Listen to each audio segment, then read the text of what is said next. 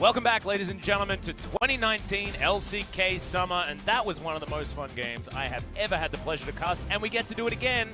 And this gentleman, our EU import, who had the most impressive loss streak that we've heard of for a long time, which was all we heard of when he was playing before Summer, comes away with another MVP and another reason to ban Nico against Kingzone. Yeah. And I mean, he just had a really good game. There was a lot of snares, a lot of ultimates that managed to turn around a lot of the fights, and he got a lot of stuff going, and he continues to have a good performance showing here so far in LCK Summer. Yeah. Naehyun's mom. Aww. Able to see their boy pick up an MVP and pick up a Game 1 victory against an Afreeca Freecs squad that has been looking very, very strong. But the Game 1 draft, we did have some question marks for Afreeca. We loved everything about it on the side of Kingzone, but things could be mopped up a bit here. On No Face side, we'll see how he does with this draft as Afreeca moves over to the red side. The important thing here is that blue side has been winning more often than not. First picks have been very prominent for most of our LCK teams, but with bans so insane as they were in game number 1, it felt like it threw a massive spanner in the works when it came to what the priority picks actually were. So far here, Xayah banned away by Afreeca, Aurelia and Yasuo now being banned away by Kingzone. We'll see if Karthus ends up biting the dust, or if they're going to allow him through yet again. There have been a couple of Karthus bans against Kingzone, but I think the really scary thing here is Kingzone have so many different compositions that they can play. They've wielded so many that deserve bans, right? Like their Sona Galio was absolutely amazing in the hands of Deft and TusiN. They can run that back if they want to. You could imagine that TusiN's been playing a hell of a lot of Yuumi recently in solo queue. They can lock that. They can do things like this, where Rascal can once again pilot the Silas, or Naehyun can hop on that one as well. Afreeca will respond by taking away the Rise, as there's the Tahm Kench. Afreeca Freecs currently threatening a Sona composition if they want to. Aiming and Senan can put the Sona Tahm Kench to good use. Well, if you're going to respond with Sona X, you would probably just do it now if you're Kingzone. Yeah, you can just lock in Sona Galio if they want to. And pairs pretty well. And that is the thinking at the moment. 3 seconds to go. Cuzz thinking about locking this one away. He is going to do so. You can see a lot of intensity in the eyes of the jungler as Naehyun will see what his pick is going to be. For Kingzone, you have to imagine that it will be a support of some kind. Yeah, Targon support. Yep. Anything melee, that's all they need. What about Darius? Targon's Darius, bottom side? You know what? Mordekaiser. Next week. That is going to be so good, man. Next week. We were having a discussion about this. Naehyun's actually going to just lock away the Nico. Ucal instantly picks up his favorite, the Talia, for the mid lane, most likely. Could, of course, be flexed into the support position as the Taric has to be banned away. Galio will be the second ban, almost guaranteed on the side of the Afreeca Freecs. And then, where does Kingzone go? Varus is going to be locked up. And this is interesting. Well, they ban away the Varus, as Varus is one of the better ADCs at trying to fight back against the Sona. Don't think that we'll see a Draven ban or anything of that nature. I think a Lux ban could actually be pretty good here. Lux does okay into the Sona. We actually saw last night in the LEC that the shielding does a great number on the last chapter, as Rek'Sai is going to be the focus. Bit of a step away, trying to at least ban away one of the tools that Cuzz has in his arsenal. But there's a lot of things that come to mind for Cuzz to play right now. Hecarim could be on the agenda. Kindred, a little bit less likely, but also able to be on the agenda. Aatrox is banned away. Well, they do need a physical damage jungler. I actually thought that Aiming might think of the Vayne here, just to put them in better standing if the Galio does immediately come out. That's Pantheon. We've seen a few of these hovers recently, but another option is, of course, to go to the Nautilus in TusiN's hands. The requirement for a Sona lane as a support is, can you build Relic Shield? So much magic damage, though. You need a really heavy-hitting physical damage jungler. That might be Urgot jungle. That could certainly be Urgot jungle. Could also be heading towards the top side in theory. I don't know. That is most likely the Urgot jungle, though, which never really came to Korea. Could be Silas jungle can happen. Silas jungle. So Silas jungle was something that a lot of pro teams were scrimming, I believe, in March, April. Earlier this year. Urgot was also being jungled predominantly in EUS. Didn't tend to pick up as much on Korea, but there were some players that were playing it. And so I'm imagining that that is indeed Urgot jungle. I don't think that you would want to send him top lane here against the Ryze. That would be a bad matchup. But then again, Ryze has a fantastic matchup against both of Kingzone. So yet again, Kingzone, they're picking proactively what they want to be playing rather than going against the opponent's team composition. When you're significantly better than your opponents, this can definitely tend to work. But if things stabilize or go even, we could see Kingzone end up in a situation like last game where if Afreeca doesn't do a massive Baron blunder, they might be staring down the barrel of the shotgun in the mid game. And also, we're talking about those damage ranges again like we were in game number 1. However, game number 1 was that perfect split of 3 heavy magic damage dealers and those 2 heavy physical damage dealers.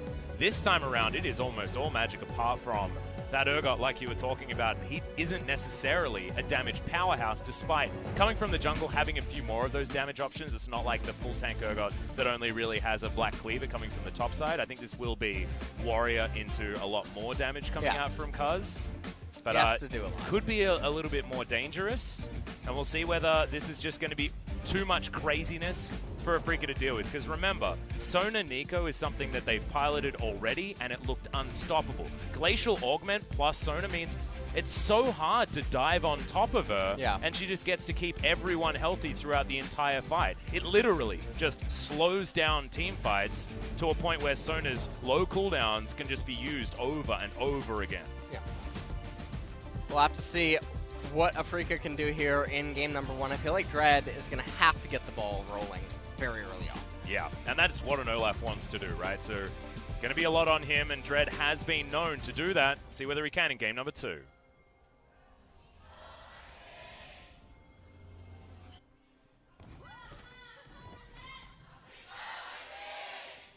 Afreeca fans in full voice here at Lowell Park, as so many more have filtered in over the first game. However, missing first game sounds like an awful thing to do, as aiming walk right over a ward, but they sweep it out.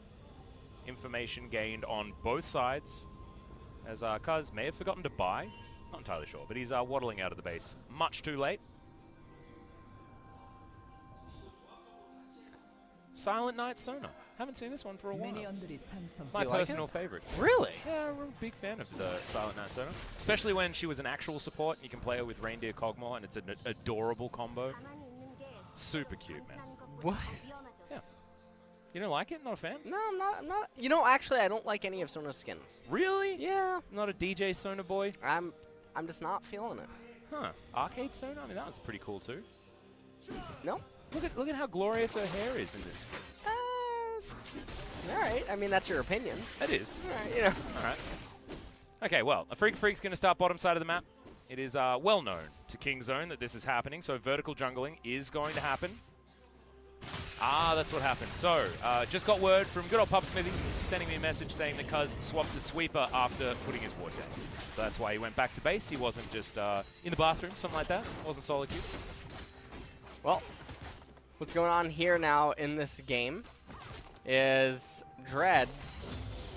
He counter-jungled Urgot's red and Raptor camp, and now transitioning back into his blue side jungle. And if he transitions into a full clear, he's going to find himself with a really big advantage because Cuzz is going to have a 7-10 split. And Cuzz is actually still heading down towards bottom side. He's pinging out on the Krug camp, knows that is still available, but not wanting to go vertical jungling. You can see that ward that they put down. They know that this is what's happening, as Cuzz just looking to sweep some vision out here bottom side. And this might be to try and get the Sona lane ahead. What is Olaf doing? He could just do Gromp Wolves, Wraiths, Red Golems, but instead he's pathing down here for a coin flip. And this means that Cuzz is sort of bailed out in a way. And also he's way healthier here. Of course, Dread does get that attack speed, and he will be able to pressure Cuzz away, but Deft and TusiN pretty easily will be able to move over here. You're right. He's a bit curious. Yeah, it's really weird. Olaf just stunted his entire jungle. Meanwhile, Rascal just gets insta-gift. All right. Ucal taking some damage in the mid lane, but I'm not entirely sure how that one happened. I'm almost not even surprised anymore when it's Kiin. Yeah, exactly. You know, it's yeah. Yeah, that was definitely some vintage Rascal coming out there, though. Well, I actually got word of what Kiin typed in the post-game lobby. Oh yeah, what was that? Last game. He said, better top wins. I believe. Is that what Kiin typed? That is what he typed when they lost last game. Yeah, well, Rascal. I don't know what Dread's doing. I think he's throwing axes into bushes, man. That's what he's doing. I think he's truly cosplaying Olaf right now. He's had a little too much to drink or something. I'm not. All right, well, that's just a ward. Phase rush means that Kiin instantly catches up, and that was a whoopsie. 요. He actually looked really confused. He's always really calm. Yeah. Whenever he gets solo kills or does anything. Looks like another day in the office for him as Lost Chapter now completed on Rise. Double Dark Seal. Not something we ever see anymore, almost. Yeah, feels like Ucal's back in a different meta with that one. Yeah, Ucal's, he thinks he's in spring right now. I'm not entirely sure what is going on, but Afreeca, if it wasn't for the absolute tragedy that was the Olaf pathing this game. I mean, what is the real tragedy here? Is it Rascal or is it Dread? I think they're trying to outdo one another. I think so, too. Or are these sins, not tragedies? Any, Oh, I like that. Disco fans? You know what? Maybe some people in chat are too young. I think so. I mean, that came out, what, You're making me feel old. Now, 2006? Yeah, 2005, 6, something like that, yeah. That was I saw them live really when they came to Melbourne. Yeah. It was a good show. It was sort of what's the word for this? It was them and Fallout Boy, right? Yeah. They were sort of the two that would go against each other. And then there was the other AFI or something. AFI, I think, were a little bit more hardcore, a little bit more punky. Yeah.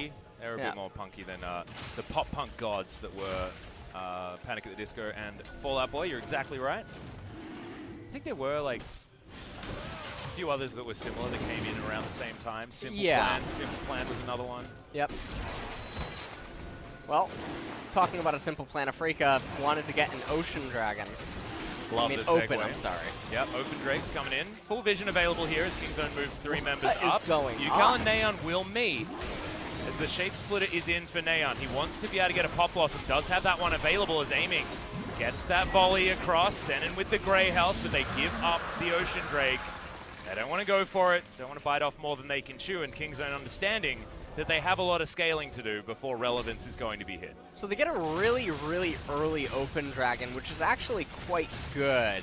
Oh, especially during the laning phase. For Talia and the Rise. And the Ashe, too, depending true. on how the trades end up transpiring against the Sona. So far down here in the bottom lane, aiming is actually doing a fantastic job. Dread is here as well, backed up by Ucal. Kingzone know about it, though. Weaver's Wall. Yep, flash forward. Senan does get the lick here as aiming doesn't have level 6. And Deft has to flash. TusiN going to use his dredge line to get out of the way as the Ignite is ticking down. Deft gets a W. Cuzz is going to survive.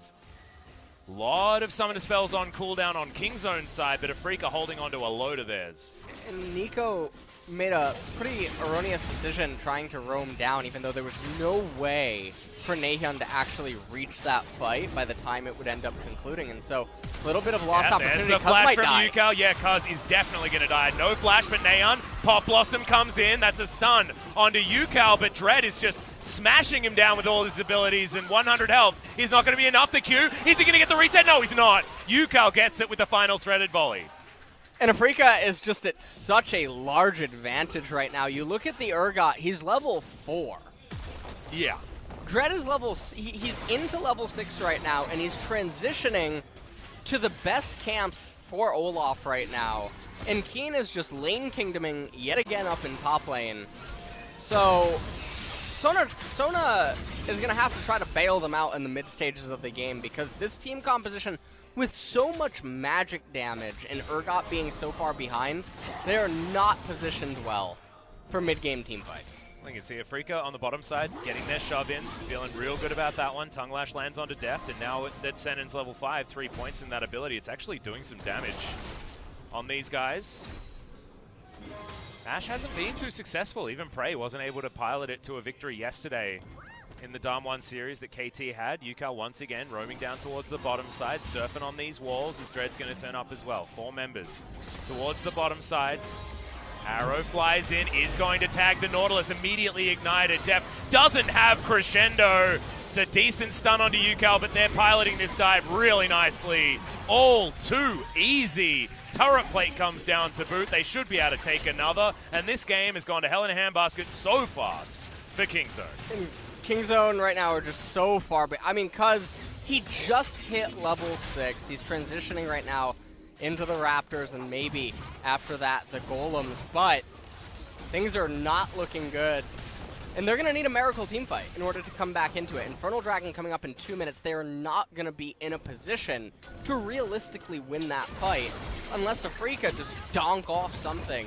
Yeah. It's a whoopsie scenario here for KingZone. Ucal just tidying up the minion wave. No gank attempt available here for Cuzz. It's such a long time since we've seen the Urgot. Fear Beyond Death not exactly going to mean too much at this stage. With him being so anemic. We're going to have a look at this dive one more time, though. It was really, really textbook.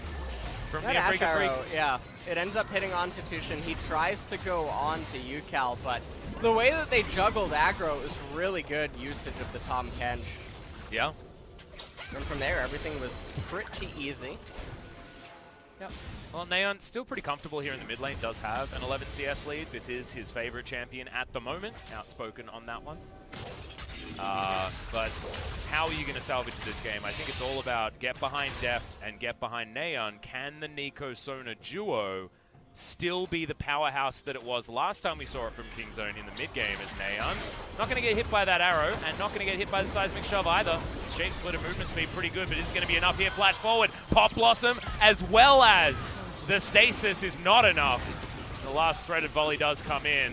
Afreeca Freecs will take Shelly down at the same time, and they're getting everything on this map. 30 seconds until Infernal Drake's coming up, and you best believe that they're going to be taking that one as well. Yeah, this is looking like a go next fast kind of a game. Oh yeah, if this was a scrim, we are out of here. Yeah, this is already surrendered.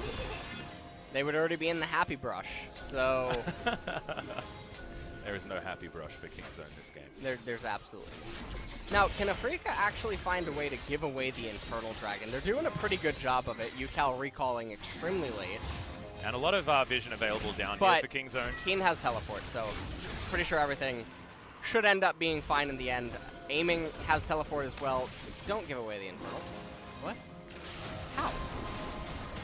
Well, do they have enough damage? Dread's going to turn up. They do have control vision down here. Senan moves in. Yeah, teleport comes forward. I believe that's from 2. As you can see, Devour is going to be used. And now, the explosive damage as Kiin turns up. It's Ucal that grabs the kills because he wanted to go in for a smite fight, but he's just straight up dead. Afreeca Freecs obliterating this game. It is perfect so far. 10 kills in 11 minutes, and they're only on Afreeca. Yeah, I mean, this is pretty much game over. Yeah. There's no way. Sona might be impressive, but she's not that impressive. She's not impressive this game. Yeah, she is not going to be able to do anything to save this game today. They're just so far behind. And I really don't know what to say. I mean, Rascal, you'll see him do the best Leroy Jenkins impression of the year. Double teleport coming in. This is what I was saying. There's no fathomable universe where Afreeca has to give this up. They will always blow they'll just blow it wide open. Yeah. Any sort of a team fight. Rascal, I don't know who paid him to teleport there, but it was quite impressive. Yeah. That's a real scary one. That was definitely a check your bank account teleport coming in from him. So I mean, Naehyun picked up a Soul Stealer in game number 1, and now Ucal has one already at 10 stacks in game number 2 at 12.5 minutes. This game is so far away from KingZone. 6,000 gold, the lead at 12 minutes is a gigantic scoreline. He's aiming in Senan, switch it up towards the top side. They don't even have a turret to go for anymore, and they're just going to extend this lead. Make things even more difficult for Rascal. And it's just so difficult for KingZone to try to recover from this game state. And if you're wondering, well, what does KingZone do to try to actually come back? The reality is you surrender all your tier 1 outer turrets, you try to freeze lanes in front of your tier 2, and you pray that Afreeca donks off some random attempts to make picks or something that just ends up failing over and over until you can close the gap on the gold advantage and then try to salvage later stage team fights. But nonetheless, you're thinking towards 35 minutes. Well, we're looking for Senan. The Devour comes in. That's going to make the Tahm Kench dance. Senan now has the grey health. He's staying alive for so long. This is 4 members. Fear Beyond Death comes forward as now Dread. Ragnarok pops, jumps into the backline. TusiN going to be sacrificed. Sona dies as an afterthought as now Naehyun uses the shape splitter, doesn't get the snare. But Dread so incredibly low, it's just not quite enough as Rascal will eventually fall and Afreeca are just way too strong. But perfect game abated as Kingzone got 1 kill. And Kiin down there in the bottom lane just getting so much experience in solo gold. I don't know what Dread's doing. He should just recall. So just go do your golems and recall. Honorable sacrifice. Right. He what it looked like. Yeah, he's eventually going to do it. All right. He's on 20 stacks now for Ucal, by the way. 5 20. I'm not impressed. Not? You know, I mean, it's 25 at 14-20 or yeah. I mean, he's 705 as well. I mean, you impressed by that one? No. He's got a 700 gold bounty at 14.5 minutes. Impressed by that one? No, I'm not. It's a rough time. Yeah. Well, I want to know what you are impressed by. Well, certainly not the whole way that this transpired. They land the hook, and the intention's there, right? You want to get 2 kills. You want to try to get all the turret plates up in top lane if you can. But Afreeca, very quick to react. Kiin down there in bottom lane. He's probably feeling so good this game. His team didn't manage to cost him any of the problems. He's able to just get so much free farm and gold down there. Rascal not able to get the final kill onto Dread. We remember back as well to the mic check that we had as here's the Abyssal Voyage. That's Rascal looking for Kiin. It's just not going to eventuate in anything. Deft turns up in the mid lane. They do land the dredge line and the crescendo. That's the flash to get in the belly of the Ashe. Sorry, the belly of the Tahm Kench. Too many bellies. As they are able to get out of there pretty easily. And 8,000 gold lead here now for Afreeca. When do we start saying insurmountable as far as the lead is concerned? Was that like 7 minutes ago? Or is that going to be at like 10,000 gold? Yeah, a couple of minutes ago. I don't think that it was able, because you also have to factor in how valuable is the Infernal Dragon. Yeah. That has to be giving several hundred gold worth of stats to so many champions right now. So the gold lead at the top is a little bit misleading. Having a look at who benefits from it as well. I mean, it's everyone but the Tahm Kench. Yeah, well, lots of even going damage. Yep, so and it's not even Cinderhulk tank. The textbook siege method here for the Afreeca Freecs. Put down the wall, and the turret will pay for it.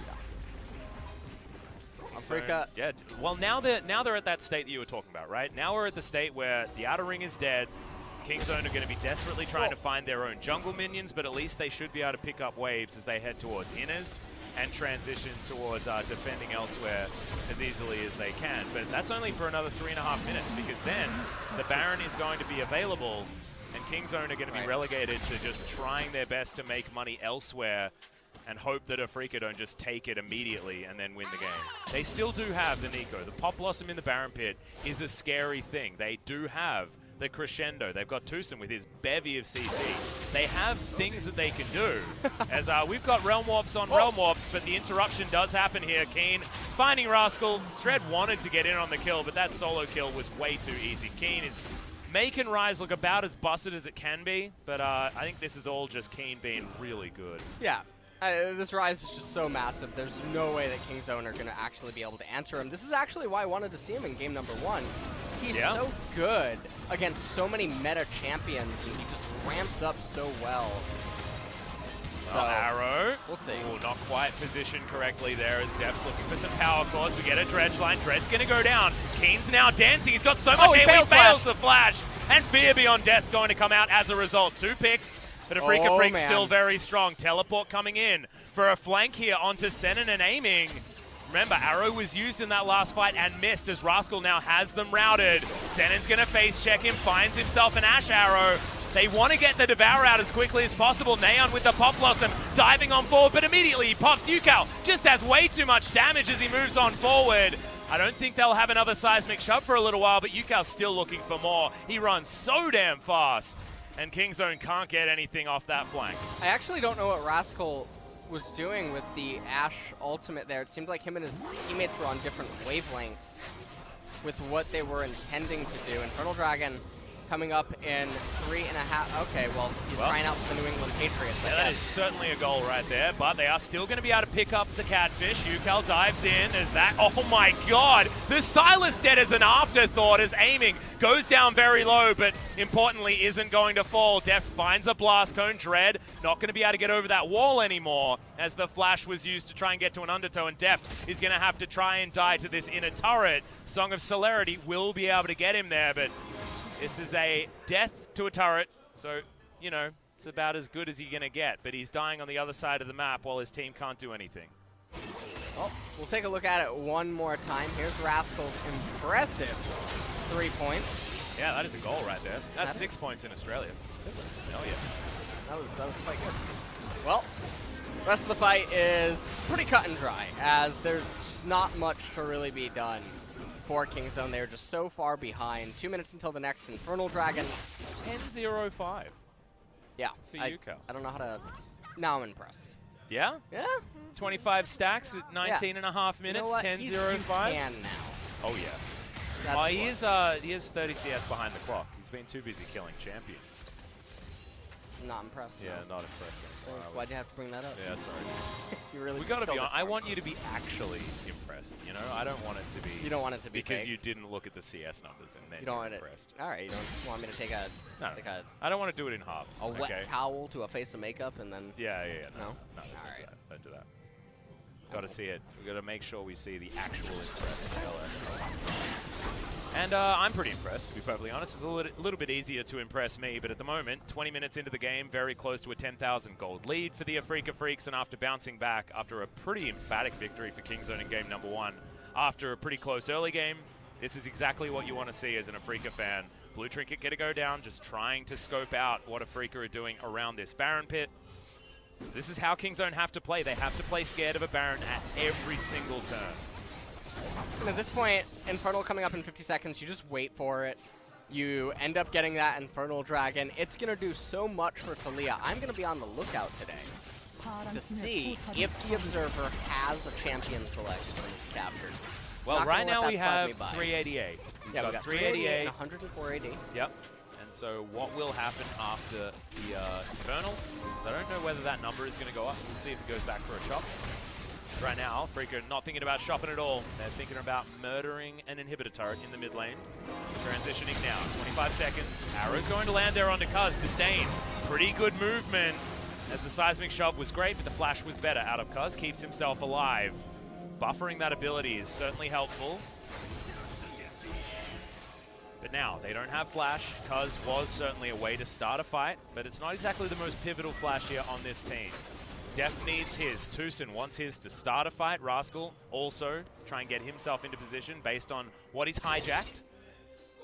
Looks like Kingzone trying to be a little 5-head right now. They're trying to do the Baron because no one would expect them to attempt it right now. Yeah. So maybe that's what is going on there. But, all right, finally. We have the Dragon selected. Watch the Observer troll us in handset. Oxley is just going back now as the Infernal Drake does go down. Please, please, please. Oh, no. We didn't get to... Yeah, he bought an extra amp tome. You know what? They'll switch back to Talia. Is that our amp tome and more? Let's see what he actually completed. Now, I'm trying. We'll never know. We'll never know. Amy's got a hell of a lot of items now as well. 2-0 and 12 on the Ashe. About the epitome of the perfect scoreline for a utility 80 carry. He's feeling fantastic. QSS now completed as well, so he's not going to get caught out by anything the Kingzone throw at them. And Kingzone are just desperately trying to find whatever pick they can.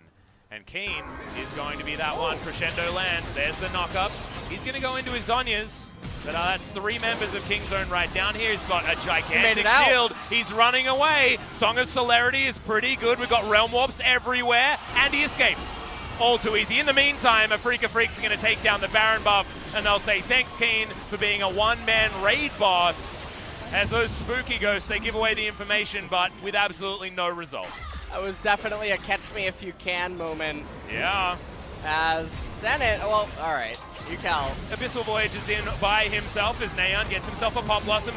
Devour timing was fantastic there from Senan as Cuzz. He's going to go down aiming, just keeping everyone in position. The flash forward as Senan does have, I believe, the cleanse secured for himself with his spellbook, but we'll have to check to see whether QSS is also in his back pocket. And Afreeca Freecs take the Baron, win the fight, do everything. They're just sort of doing it all right now. Now, they have such a massive advantage. Teleport now coming in from Tahm Kench.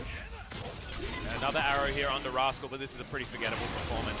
On the Sylas this time around, not looking as busted as it has been. In other games, TusiN tries to get the engage. That's the snare landing onto Senan, but he's so tanky. Even as the support Greyhound is eaten eventually. Red now stands to the side. Kingzone doing a decent defense, but now Kiin has pushed this minion wave towards the bottom side inhibitor turret. Afreeca should be able to stretch them thin enough to take down one of these inhib turrets, especially with a 12,000 gold lead, double Infernal, aiming. Devour is just so strong. You can nerf Tahm Kench as many times as you want, but I think he's just always going to be there if Devour is his W. Hopefully they don't rework him. That'd be really sad. Yeah, actually, I quite like Thomas the way he is. I like Thomas. Certainly. He has to get knighted. He is. He's already been knighted. I think we knighted him on stream, didn't we? Right. As, okay, that is an arrow that's going to land instantly. Okay. Pop goes the Nico. Seismic Shove, I didn't know it was an orbital nuke, but it is when it's coming out of Ucal. Alright, well, Afreeca, they're just simply pushing 2 lanes now. I don't think this is base broken, this is base obliterated. We need bigger words to describe what is happening with this base right now as Afreeca crash 5 members towards the bottom side. In is still standing on the top side of the map, but there's a Realm Warp, and we're moving the minions underneath these Nexus turrets. That might have been suicide. Senan going down very, very low. Ucal in there as well, remember. That Magi's wants to be stacked up, but they're just smacking him with their wallets. This is the epitome of that playstyle as they jumped under 2 Nexus turrets, lost no one, and will win the game.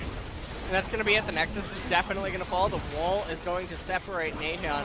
Yep, they built that wall and then they teared down the Nexus. That game was not close from any point. Big grin on the face of Nofei, but they're only going to even out this series. Game number 3 going to be coming up. I swear to God, Kingzone will need the most gigantic mental reset of the universe after that game. I think, you know, if you are Kingzone, you can probably just attribute that to a really, really bizarre early game that just made it so difficult for them to stabilize and come back. The draft was also, it was interesting. But they did it in game number 1, they did it again in game number 2. They chose a draft that it does fall apart if the opponent either stabilizes or gets ahead. And this time, it looked really, really ugly. Yeah. As soon as the opposing team was able to get an advantage. Now, one of the things, though, that might need a mental reset is Rascal. Yeah. He's getting completely blown wide open. We need to get him a matchup that's actually going to work, right? We need a way to nullify Kiin because he ran away with that game by himself. Like, that was just disastrous. Yeah, and the thing about this is there's no subs on Kingzone. So they don't have anyone that can go in there and maybe just be better mentally positioned to go up against Kiin. Yeah. Because this game was very uncharacteristic. It really looked like Kiin versus solo queue at some points, where Rascal, you know that he's dying seconds in advance, and you have to know that he knows, but why is he still in a position to die? Or it's just very bizarre, very peculiar. How is he throwing away his life just like that? I mean, also, the Sylas matchup into the Rise has gone a few different ways here in the LCK, but most of the time it is pretty Rise favored, just based on the fact that you do have so much more range. But look at these damage numbers. Ucal just popping off. And also, aiming did his job. He was a little bit, not in the limelight, but you can see that linear gold graph. They just got advantage after advantage. It was 1 tower to 10. It was only 4 kills by the end of that series, and that was a Realm Warp bringing minions underneath Nexus turrets that Afreeca were able to survive in order to win the game. I don't think they necessarily needed to do that. However, it was impressive and just showed how far ahead the Afreeca Freecs squad were. But I love best of threes, LS. We now get that deciding match between these two squads after two dominant victories on both sides. We'll have to see what Game 3 has in store for us because these drafts are just all over the place. They are. Some of them predict. impressive, some of them a bit of a whoopsie, and we'll see what we're going to get as we move into our third and final after the break.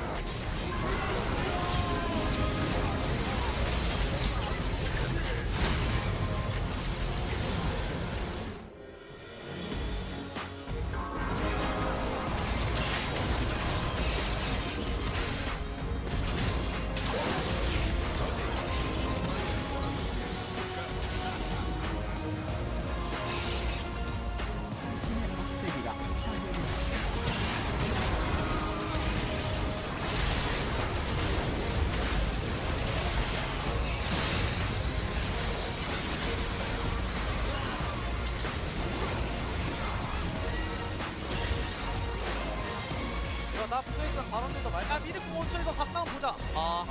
위에 쌀 붙어있어. 애들 가져, 애들 가져. 야, 나 뛰는 중, 뛰는 중. 야 괜찮게. 가자. 사람 되냐, 이거? 네. 컴온. 야 먼저 정도 조심해. 야 오르고 잡아온 거 같아.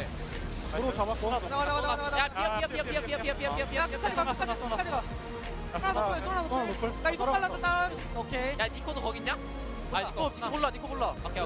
일로 와. 또 와 알파카. 안녕히 가세요. 야, 나 태어나면 바로 쇼부 보자. 나 스나로 바꾸자. 아니야 우리는 굳이